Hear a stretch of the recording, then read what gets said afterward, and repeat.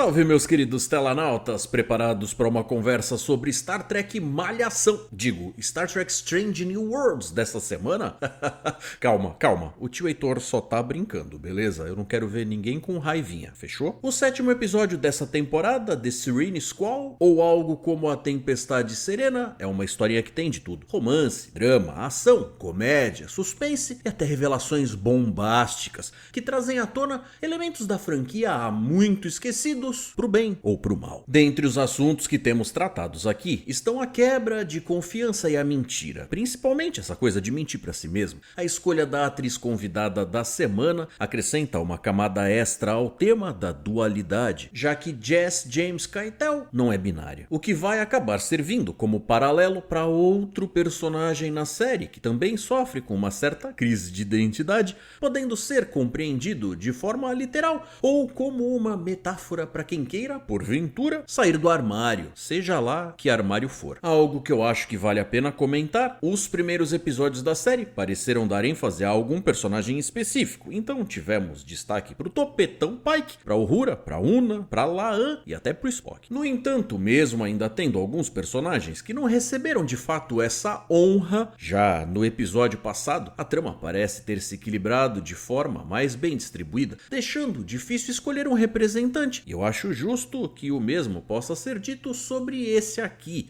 apesar de que muitas das coisas girem mais uma vez em torno do nosso vulcano favorito. Eu não creio que o episódio possa ser apontado exatamente como dele, ou pode, sei lá. Diga pra gente aí nos comentários o que você acha. Algumas coisas me soaram de muito bom gosto e tiveram uma execução interessante, já outras pareceram um pouco forçadas, com cara de roteiro requentado. Ainda assim, a direção conseguiu manter o clima leve e o bom humor em alta, tornando a experiência de assistir em algo bastante agradável pra mim. A personagem da Jess James Keitel me pareceu bastante provocante, tanto pelo seu visual quanto pela forma contundente como se comporta, estimulando novas formas de pensar e de sentir. Agora, em relação às surpresas, bem, o episódio caprichou na escolha essa semana, hein? Afinal, é algo que já vinha sendo questionado pela audiência em Discovery e que pode acrescentar novos pontos de vista a uma situação que já era complicada. Onde é que esse cara tava? Fiquem tranquilos que eu falo mais profundamente sobre isso lá mais pro fim do vídeo. E por falar em fim do vídeo, fique com a gente pro Momento dos Telanautas, onde a galera tem a sua voz ouvida aqui no programa ao participar com o Responda 2 Pontos. Pessoal, pra quem já é da casa e pros recém-chegados também, eu vou pedir que vocês deixem os seus likes e se inscrevam no canal. Tem muita gente que assiste aos nossos vídeos e ainda não faz parte oficial aqui da galera.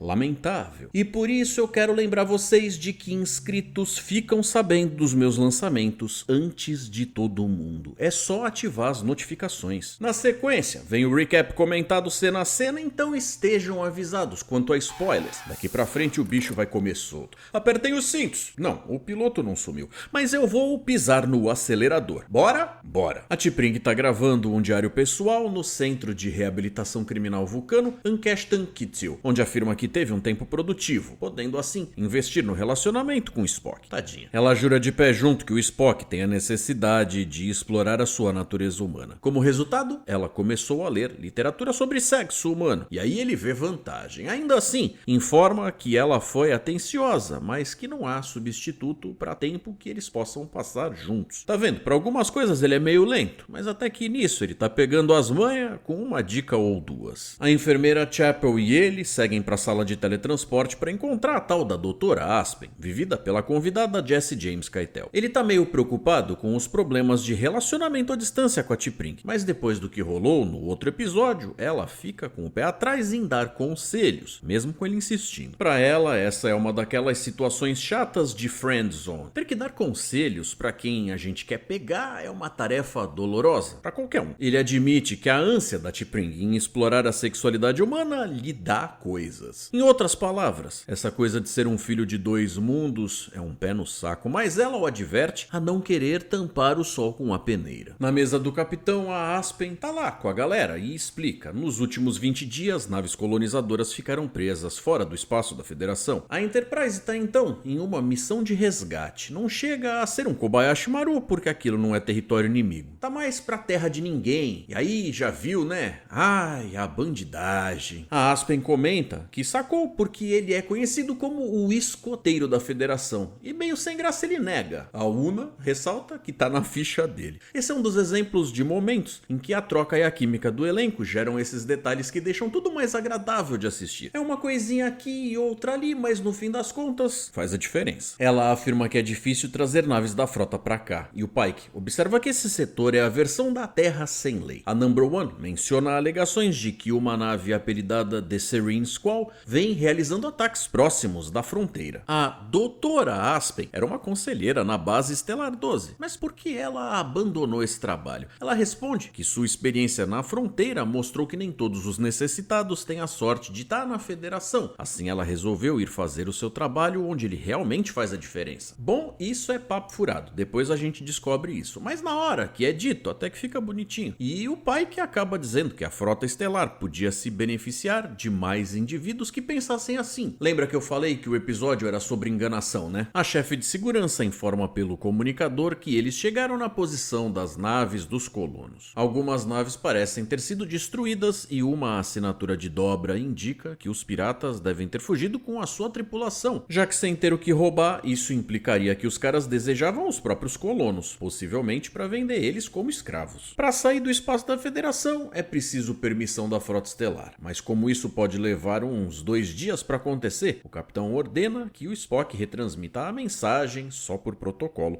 e manda que a timoneira Ortegas vá em frente mesmo assim. Eles vão deixar boias retransmissoras para manter a comunicação. Escoteiro é o escambau, o Pike quer dar é uma de bad boy. Ele vai sem permissão mesmo, porque ele é rebelde.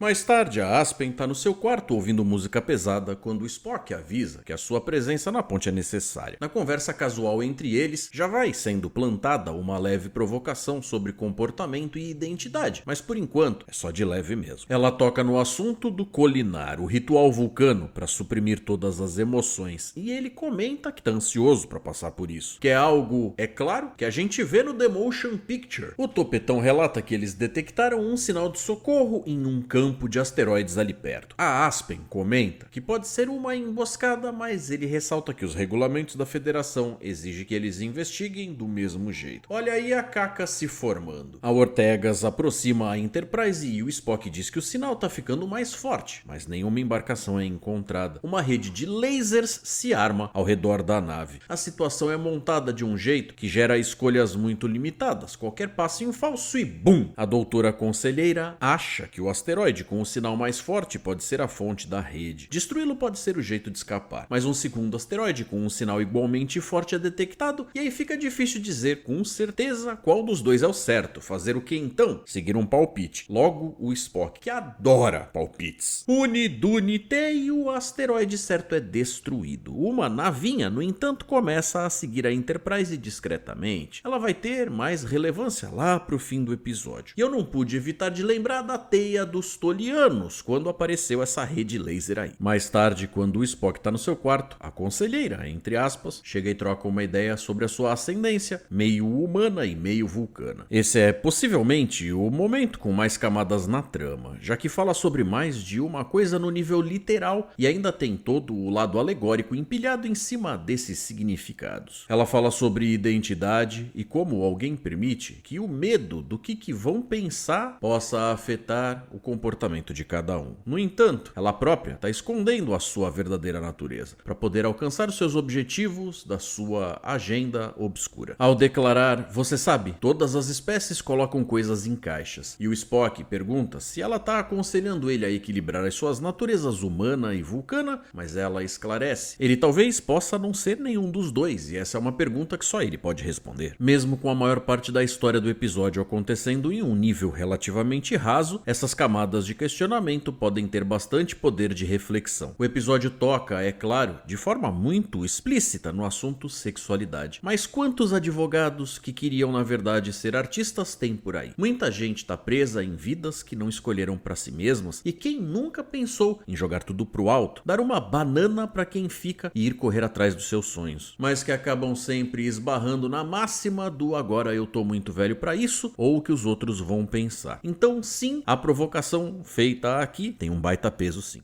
A Ortega está levando a nave por uma região sem suporte de navegação instrumental, que para ela é uma experiência de muita intimidade com a nave. Eles rastreiam a terceira nave, parece que os colonos estão sendo mantidos em cativeiro. Para aproveitar a vantagem da sua presença ainda não ter sido detectada, o capitão lidera o grupo avançado na incursão à nave, acompanhado por La'an e outros membros da tripulação. No entanto, não há colonos. Ao se tentar transportar eles de volta, as comunicações falham. Sim, era uma armadilha. A enfermeira está caminhando pelo corredor quando percebe um disparo de phaser. São os invasores que aproveitaram para invadir a Enterprise, quando rolou a queda de segurança para o grupo avançado se teletransportar para procurar os colonos. A turma do Pike é então feita de refém, enquanto isso os piratas chegam na ponte da Enterprise. A Number One ativa a medida de segurança Omega Beta 9, que desativa totalmente os controles da nave, mas alguém atinge a Aspen com um tiro de phaser de baixa intensidade, tipo um tirinho de sal. Dói, mas não mata. Vale uma nota para a agressividade anormal do Spock nessa cena. Pois é, olha o lado humano aí se fazendo presente. O Pike e a La'an trombam com o suposto capitão da Serene Squall. Sujeitinho asquerosinho, viu? Um oriano meio porcalhão, daqueles que é difícil de levar a sério, mas ao mesmo tempo que podem estragar o seu dia. A primeira oficial, Una, foi sequestrada, junto com outros da tripulação, mas o Spock e a conselheira Aspen ainda estão soltos. O pirata oriano barbudo, que não sabe se é hippie de boutique ou ex-membro de motor clube, tá tentando tirar os códigos de acesso da Enterprise do Pike. Ele joga um mingau nojento na cara do capitão, que com muita inteligência usa isso ao seu favor e se voluntaria para preparar um almoço para os piratas, já que aquela gororoba é claramente motivo de desgosto entre eles. Manja aquele papo de conquistar alguém pelo estômago? Pois é, no amor e na guerra as estratégias têm muito em comum.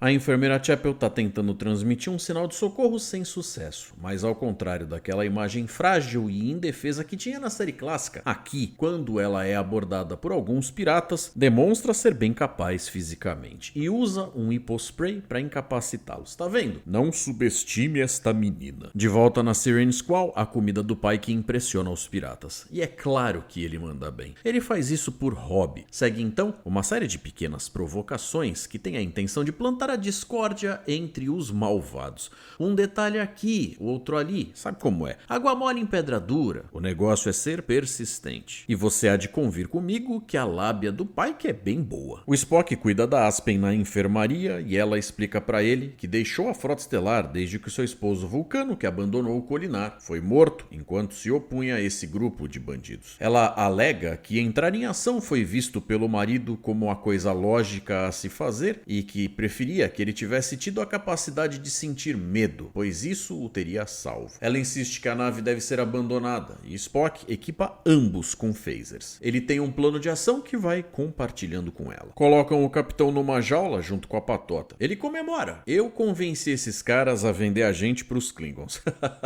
Só jogando lenha na fogueira. A Number One e ele trocam olhares antes dela acrescentar: não Alpha Braga 4.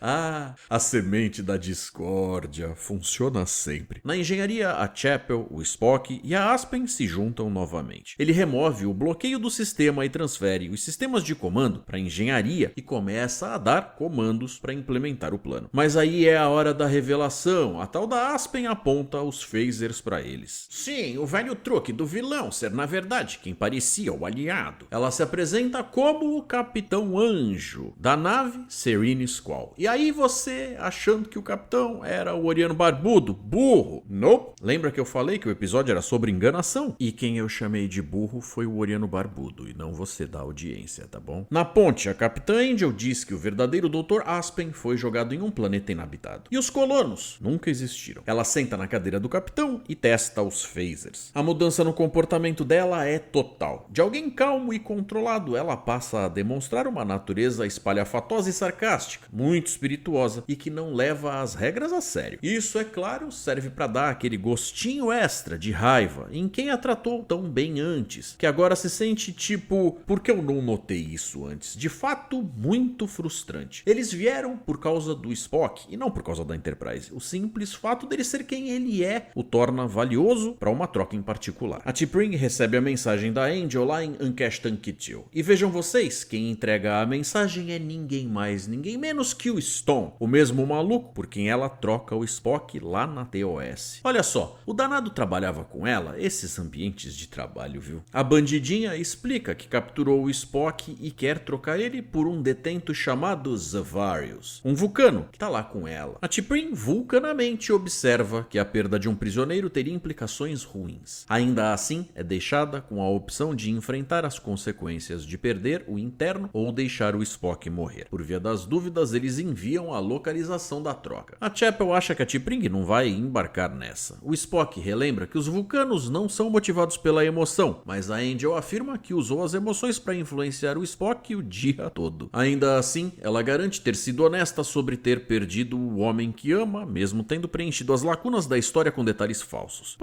Pois é, o amor move montanhas. Na nave dos piratas, a galera tá fomentando um motim. Cada um contribui com um comentário para inflamar a situação. A T'Pring chega com o prisioneiro para fazer a troca, mas o Spock acha que descobriu quem ele é. Mistérios. E acaba dizendo para T'Pring que ela deve destruir a Enterprise. Você não pode entregar uma nave dessas a eles. Em resposta, a Angel dispara um tiro nele e dá um prazo final para T'Pring. Da próxima vez, o Spockinho lindo do coração, babau. A Angel promete entregar o Spock em segurança se a T'Pring não embaçar. O Spock pede desculpas para a enfermeira e lhe pede que ela o ajude a improvisar. Ele então admite para T'Pring que sucumbiu à natureza humana e afirma que está tendo um caso com a Chapel. Essa, por sua vez, se liga no engodo e se junta no teatrinho para convencer todo mundo de que estão falando sério. O casal se beija lindamente. Que gostoso. Para, Spock, era só para fazer de conta. A cena ficou malhação. Digo, muito boa. Como eu disse, foi um jeito leve de contar a historinha. Mas tadinha da Chapel, mesmo sendo por uma boa causa, não se brinca assim com os sentimentos de ninguém.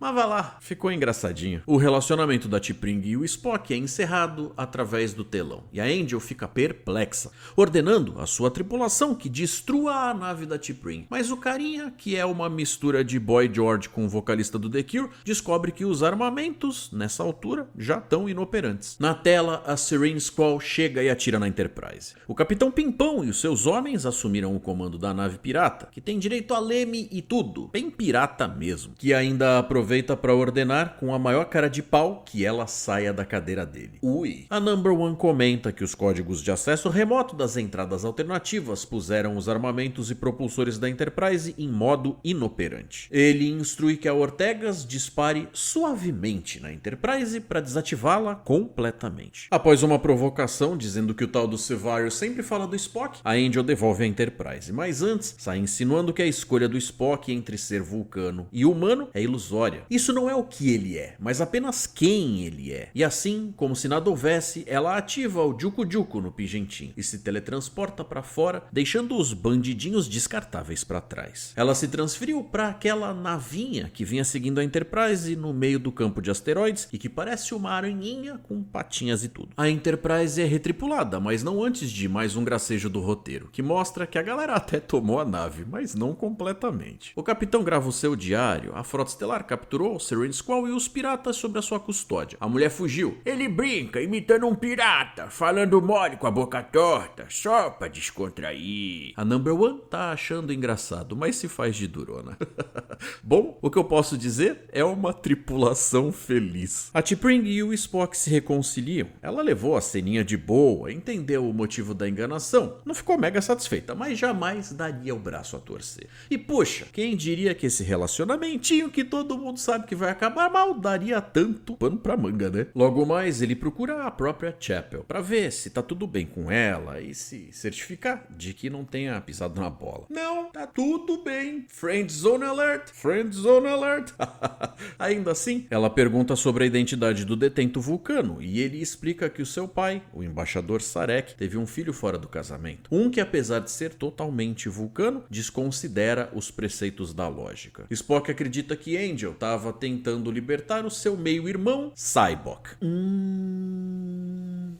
Ok, vamos falar sobre o elefante na sala. Sobre o Cyborg, interpretado por Lawrence Luckinbill no quinto longa, A Fronteira Final, enquanto ele compartilha o pai de Spock. Sua mãe era uma princesa vulcana. Eles foram criados como irmãos depois que a mamãe morreu. Kirk nunca tinha ouvido falar de Cyborg antes, de acordo com o filme onde Spock explica isso. Lá, o Cyborg lidera a Enterprise A em uma jornada para encontrar ninguém mais, ninguém menos que Deus. Ele tá em Nimbus 3, o planeta da paz galáctica, logo no início do filme, e sequestra 3 embaixadores, um humano, uma romulana e um Klingon. Quando a Enterprise chega no planeta para libertar essa galera, Cyborg usa as suas habilidades de controle mental para fazer lavagem cerebral na tripulação, que acaba querendo ajudar voluntariamente. Ele então leva todo mundo para além da barreira galáctica, onde estaria o tal Éden, onde Deus vive. Noções essas que podem até mudar de nome, mas estão presentes na maior parte das culturas espalhadas por aí. Esse Cyborg, em contraste com os vulcanos frios e sem emoção, com quem estamos mais acostumados, é um indivíduo apaixonado que deseja reacender o velho fogo do sentimento vulcano, de antes da implementação da lógica de Surak. Porque muito mais legal, né? Perigoso esse menino. Será que o Cyborg e o Spock não se encontravam desde essa época? Sabendo disso, então, a gente acaba vendo a Angel por uma nova perspectiva, que tem um papel temático significativo aqui. De certa forma, o Spock agora está lutando contra suas duas metades. Ele se depara com uma escolha que não consegue fazer: humano ou vulcano. Angel, por outro lado, representa uma abordagem distinta. Ela afirma que todas as espécies categorizam as coisas, colocando elas em caixinhas, e que se subscrever ao binário imposto por outros pode ser algo limitante. Ela representa uma abordagem alternativa, que destrói barreiras e fronteiras, desafiando o pré-estabelecido com o algo novo. No entanto, seu apelido, Anjo, levanta algumas questões. É possível que ela esteja relacionada com a entidade disfarçada de Deus lá de além da barreira galáctica? Tipo uma espécie de arauto? Bom, uma coisa é certa, o Cyborg tem uma quedinha por questões religiosas. Chegamos no momento dos telanautas, lembrando aos recém-chegados que o que vai rolar agora é sobre o que a galera comentou sobre o episódio anterior. O Eduardo Alex mandou pra gente. A ministra fala, em determinado momento, que se não houver ascensão, o planeta ia cair, e se for realmente isso, apesar de ela falar posteriormente que não sabe o que a máquina faz, na verdade ela mantém eles nas nuvens acima da lava, e para isso precisa da rede neural de uma criança. Eduardo, aparentemente é bem isso sim. O episódio tem o lado metáfora e tal, mas no caso deles, ali, a preocupação é bem literal. Nós não temos a explicação de como aquela civilização chegou até aquele ponto e como passou a depender desse tipo de coisa ao longo da sua história, mas é algo do tipo: a verdade tá aí, lide com isso. E o nosso bom e velho Marcelo Neurihag colocou: episódio sinistro e impactante mesmo, sua parte final. E achei legal a civilização, em certos sentidos, superior tecnologicamente à Federação, que conhece ele, mas não opta por se associar a ela, por motivos óbvios pelo que o episódio mostra. Geralmente nos episódios temos ou civilizações que ainda não conhecem a Federação, ou civilizações inimigas, ou então as outras todas concordam alegremente em se juntar a ela. Mas realmente é estranho uma raça que vivem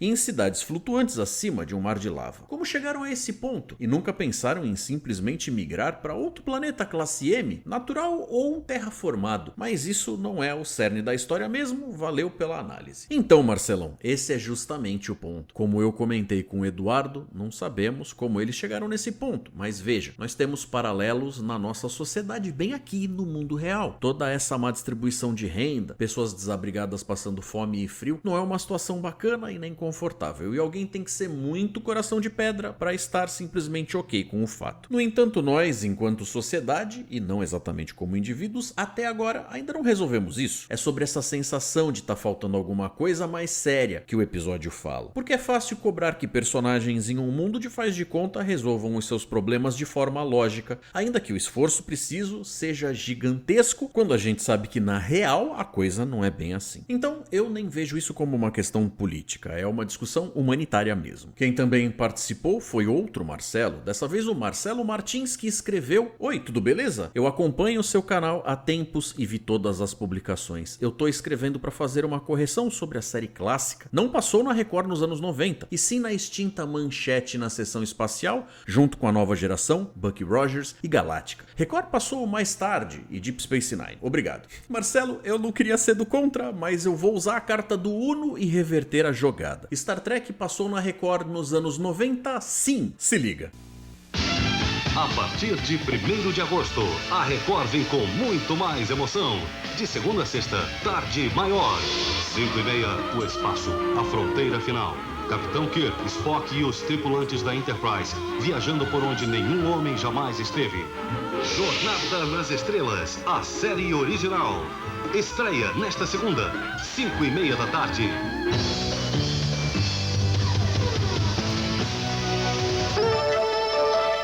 Pode acreditar, essas séries já foram transmitidas em muitos canais, mas Jornada nas Estrelas tinha até a brincadeira por parte dos fãs que zoavam que os maiores inimigos da Enterprise não eram nem os Klingons nem os Romulanos, era a Oração das Seis que sempre interrompia os episódios.